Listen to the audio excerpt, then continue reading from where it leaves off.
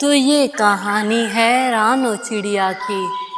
मधुपुर के जंगल में कालू कौवा एक स्कूल टीचर था जो कि बच्चों को पढ़ाया करता था और उसकी माकूल तनख्वाह थी, जिसकी वजह से उसका मुश्किल से गुजारा होता था।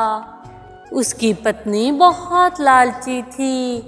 अरे अरे कालू जी, ये दाल खा खा कर अब तो हमारा जीना हराम हो गया है। आप कोई और नौकरी क्यों नहीं ढूंढते? अरे अरे गौरी, मैं क्या कर सकता हूँ, स्कूल से मुझे इतनी ही तनख्वाह मिलती है। अरे अरे माँ, मैं आज ये दाल नहीं खाऊंगा। मेरे सभी दोस्त स्कूल में भी बर्गर और दूसरी चीज़ें लेकर आते हैं, लेकिन ये दाल मैं नहीं खाऊंगा, मुझे ये रोज़ खानी पड़ती है। यूं ही राजू तो आज खाना नहीं खाता। कालू कौवे के सर में बहुत दर्द था। अरे अरे, आपके सर में दर्द है, अब आप सुबह स्कूल कैसे जाएंगे? अरे अरे, मैं रास्ते से कोई दवाई लेता जाऊंगा, लेकिन स्कूल तो जाना पड़ेगा, वरना हेडमास्टर मेरे पैसे काट लेगा। यूं ही कालू कौवा स्कूल के लिए निकल पड़ता है। वो रास्ते में पहले एक हॉस्पिटल जाता है, जहाँ पर वो चील और कबूतर को बातें करते सुन लेता है। चील और कबूतर उस हॉस्पिटल के सबसे बड़े डॉक्टर थे। अरे अरे कबूतर, जल्दी से तुम्हें कुछ आँखों, फेफड़ों और गुर्दों का इंतज़ाम करना होगा। ये अमीर पक्षियों के बच्चे हमारे पास इलाज के लिए आए हैं। अगर हम इन्हें आँखें और गुर्दे देंगे तो तुम सोच नहीं सकते हम कितने पैसे कमाएंगे। अरे अरे, अगर ये हो जाएगा तो हम तो माला माल हो जाएंगे, ऐसे 3 अस्पताल और खोल लेंगे। यूं ही वो दोनों बातें कर रहे थे। कालू कौवा तो सब सुन लेता है, लेकिन वो दवाई लेकर वापस आ जाता है। तो प्यारे व्यूवर्स, अगर आपको मेरी ये वीडियो पसंद आ रही है तो मेरी वीडियो के नीचे मौजूद लाल बटन को दबाकर मेरे चैनल को सब्सक्राइब कर दें, ताकि ऐसी ही वीडियोस आप तक आती रहे। आकर गौरी को सारी बात बताता है। अरे अरे, अगर ऐसा हो जाए तो हम तो माला माल हो जाएंगे। वैसे भी स्कूल में बच्चे ही बच्चे होते हैं, इन गरीबों के बच्चे मर भी गए तो क्या फर्क पड़ता है। मैं तो कहती हूँ उन दोनों के साथ हाथ मिला लो। अरे अरे गौरी, हम ऐसा कैसे कर सकते हैं, हमारा अपना भी एक छोटा बच्चा है। अरे अरे, उसी छोटे बच्चे के लिए कह रही हूँ कि ऐसा कर लो।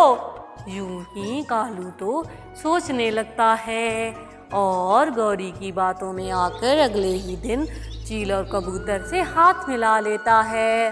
दूसरी तरफ सभी पक्षी अपने अपने बच्चों को बेफिक्र होकर स्कूल भेजते हैं। यूं ही कालू कौवा स्कूल के बच्चों से कहता है, अरे अरे बच्चों, क्या तुम लोगों को पता है मेरे घर के पास एक मेला लगा है।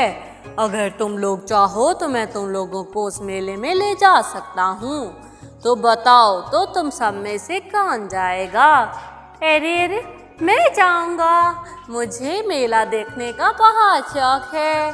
यूं ही कालू कौवा छुटके को लेकर अस्पताल जाता है और उसे चील और कबूतर के हवाले कर देता है। वो दोनों उसकी आंखें और गुर्दे निकाल लेते हैं और कालू कौवे को उसका मुआवजा दे देते हैं। कालू कौवा इतने ज़्यादा पैसे लेकर जब घर जाता है तो गौरी तो खुश हो जाती है।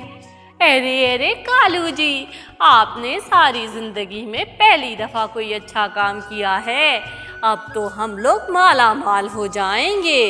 यूं ही गौरी रंग रंग के खाने बनाती है। अब तो ये कालू का रोज़ का हो गया था। वो छोटे बच्चों को रोज़ ले जाकर चील के हवाले कर देता। जंगल के पक्षी बहुत परेशान थे। मीनू चिड़िया की भी दोनों बेटियां उसी स्कूल में पढ़ती थी। मीनू भी लोगों की बातें सुन सुनकर परेशान हो गई थी। अरे अरे, मेरी बात मानो तुम मीनू, इनको स्कूल मत भेजना, आगे मेरे छुटके का कुछ पता नहीं चल रहा।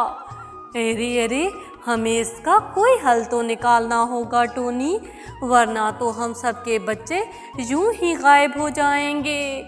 यूं ही मीनू से उस टोनी का दुख देखा नहीं जाता और वो सोचने लगती है और वो तय कर लेती है कि आज जब उसकी बेटियां आएंगी तो वो उनसे ज़रूर पूछेगी, अरे अरे मेरी प्यारी बेटियों, तुम लोग बताओ छुटका कहाँ गया। लेकिन कालू कौवे ने तो सब बच्चों को डरा रखा था, वो तो कुछ ना बोलते थे। मीनू चिड़िया की दोनों बेटियां भी माँ को कुछ नहीं बताती, यूं ही वो वहाँ से चली जाती हैं। अब तो मीनू चिड़िया को और भी शक हो गया था। यूं ही जब रात को वो दोनों बेटियां सोने लगती हैं तो मीनू उनको समझाती है, अरे अरे मेरी प्यारी बेटियों, क्या तुमने टोनी मौसी की हालत देखी है? वो दिन रात रोती रहती हैं, उन्हें छुटके का कुछ पता नहीं चल रहा। अगर तुम लोग मुझे बता दोगी तो मैं हो सकता है उनकी कोई मदद कर दूं। इसीलिए मुझे सब बताओ, स्कूल में क्या होता है। यूं ही वो दोनों माँ को सारी बात बता देती हैं कि जो बच्चा भी मेला देखने जाता है वो वापस नहीं लौटता। यूं ही मीनू चिड़िया कालू कौवे का पीछा करती है और उसे सारी बात का पता चल जाता है। यूं ही मीनू चिड़िया भागते भागते सीधा मिट्ठू महाराज के पास जाती है और मिट्ठू महाराज कालू और चील कबूतर को अपने दरबार में बुलाते हैं। यूं ही वो सब तो इस बात से मुकर जाते हैं कि उन्होंने तो कुछ नहीं किया। यूं ही कुछ दिन गुजरते जाते हैं और एक दिन यूं ही कालू कौवा एक और बच्चे को मारने के लिए ले जा रहा था कि मीनू चिड़िया उसकी टोकरी से उस बच्चे को निकाल लेती है। कालू कौवे का बेटा दूर से चलकर आ रहा था, वो आकर अपने बाप की टोकरी में बैठ जाता है। उसे लगता है कि उसका बाप घर जा रहा है। कालू कौवा बेध्यानी में वो टोकरी जाकर चील और कबूतर को दे देता है और चील और कबूतर कालू के जाने के बाद राजू की आंखें और गुर्दे निकाल लेते हैं। ये बात उन लोगों को नहीं पता थी। शाम होने को आई थी लेकिन अभी तक राजू घर ना आया था। कालू और गौरी तो परेशान हो जाते हैं। सारे जंगल में ढूंढने के बाद कालू कौवा जब अस्पताल में जाता है तो उसे अपना बेटा मुर्दा हालत में पड़ा मिलता है। अरे अरे, ये तुम लोगों ने क्या कर दिया? ये तो मेरा बेटा है। अरे अरे, हमारी क्या गलती है? तुमने टोकरी में यही बच्चा लाकर हमें दिया था। अब हमें क्या पता कि तुम इतने लालची हो गए हो कि अपना बेटा भी बेचने चले आए।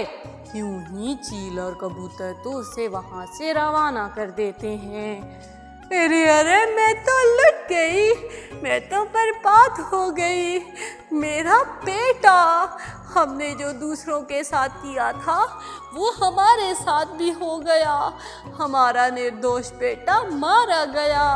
यूं ही कालू और गौरी मिट्ठू महाराज के पास जाते हैं और चील और कबूतर के खिलाफ गवाही देते हैं। अरे अरे, तो तुम लोग झूठ बोल रहे थे और मीनू सच कह रही थी। तुम लोगों को तुम लोगों के किए की सजा मिल गई। अब तुम सब जेल में चक्की पीसोगे। यूं ही मिट्ठू महाराज उन चारों को जेल में डाल देते हैं और जंगल उनके अज़ाब से मुक्त हो जाता है। तो प्यारे व्यूअर्स, अगर आपको मेरी ये कहानी पसंद आई हो तो प्लीज़ मेरे चैनल को सब्सक्राइब कर दें और इस वीडियो को लाइक करना ना भूलिएगा।